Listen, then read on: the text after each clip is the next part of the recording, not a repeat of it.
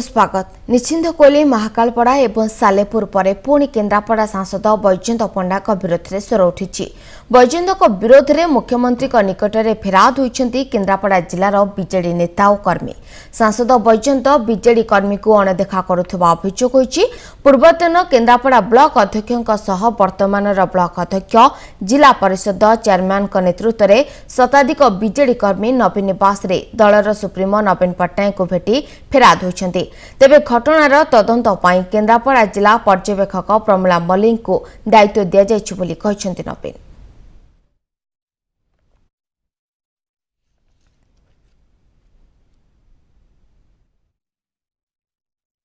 Some people from Kendrapada have come to me with their complaints.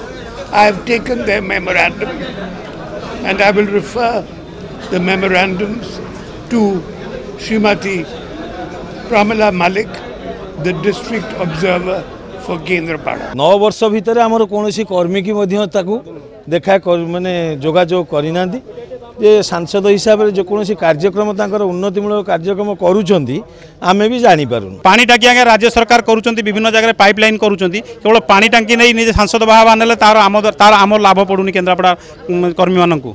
आमे चाहूँ जो MP lead जाऊँगी रास्ता घाट खर्च हो स्कूल को दिंतु ए सब जिन कार्यक्रम बिल्कुल ना।